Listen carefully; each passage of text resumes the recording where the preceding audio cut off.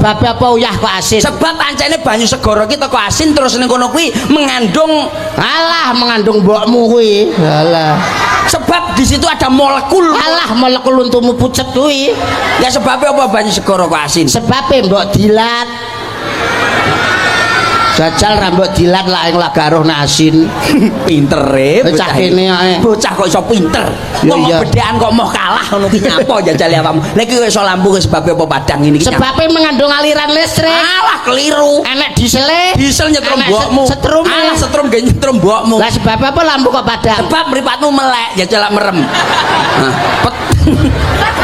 tunggalane laut. Aku seneng kewan sing buntute 5, Pak. Kewan apa buntute kok 5 iki? Ora enek kewan buntute 5 ora enek. Ana kewan apa buntute 5? Wedhus. Lah kok iso? Wedhus iki nomere pira? 35. Kepalane 3, buntute 5.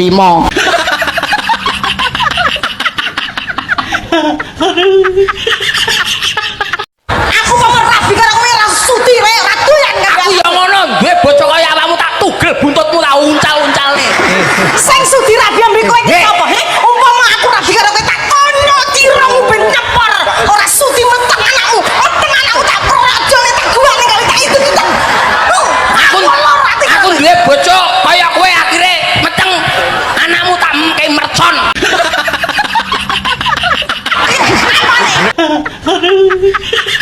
Sampai mirsani ayu saka aku ki nggo napa, Mas? Mbok. Umpamane takon milih raya karo bokong pilih ndi, Mas? Aku milih wajah. Oh, lah sampean yo goblok, Mas. Oh, celok aku. Nek rai diwalek entuk apa, Mas? Gelungan. Nek bokong diwalek entuk apa? Oh iya. Ciangkrek lali aku.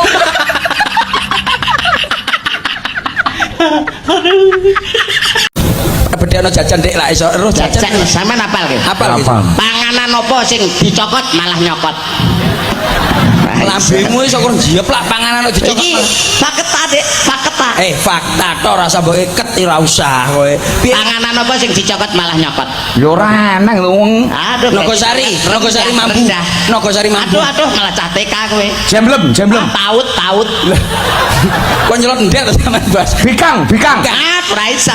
Bikang basa, Ora iso, Dik. bikang ireng. Ora iso, Dik. Katok. Katok, Dik. Panganan apa sing dicokot malah nyokot? Apa, Dik? Rempeyek. Rempeyek nyokot kondi. Rempeyek dirubung semut. Jadi lho panganan lah. Kita konen wong gendeng kowe iki rumah aku tak tapuk lambemu. Nyapa kok payek dirubung semut iki lho nyapa. Lah kesuwen, Dik. Mambu kesuwen. Aku muruh gajah to. Yo ngerti to, Dik, pergajahan aku ki. Anak gajah jenenge apa ta? Leduk. Mboke gajah iki apa? Yo gajah. Gajah gedhi.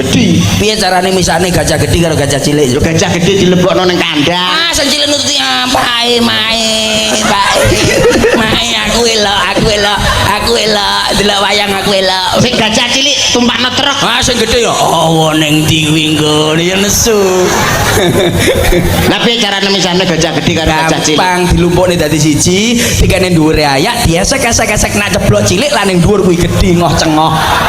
Sek. Iya ayak to. Iya, diesek-esek ceblok cilik nang dhuwur. gedhe.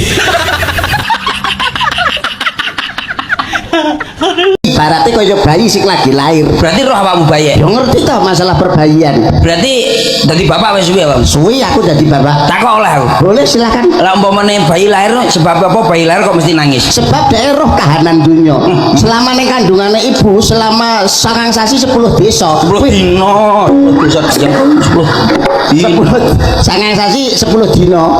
Kuwi nang jero kan peteng akhirnya roh kahanan dunya. Dhek nangis. Lah nyapo. Dhek ning alam alam gaib sampeyan alam dunya iki dhek kono cetok malampir terus mari ngono ketemu grandong ngono ta maksudmu. Dhek nangis akhire. Tapi kok iso apa iso? Ya iso. Lah sebabnya apa bayi lahir ceprot kok mesti nangis. Lah lak guyu kuwi bayi stres ta omong. Lahir procot to. Serikalan. Kuwi gendeng bayi. Jak serikalan wong nek jak serikalan yo kuwi ora ilmiah. Berarti sampean bahasa Indonesia ya iso tenan. Yo ngerti nong bahasa Indonesia wong. Persamaan kata roh. Yo roh. Umpamane masuk apa ki jenenge atas naik ke atas, turun ke bawah, masuk ke dalam, keluar keluar. Nah, ra iso berarti awakmu. Berarti ra iso berarti. Ya iso. Berarti kurang pinter awakmu. Loh, bener. Naik Ke atas, turun ke bawah, masuk ke dalam, keluar. keluar. Ah, ya Lah, kan. apa iso? Ya iso enak no beda-beda no. Nek naik Ke atas, turun ke bawah, masuk ke dalam, keluar. enak. Allah Lho maksudnya keluar suarane lah sinden-sinden suarane enak kan ya enak. Lah,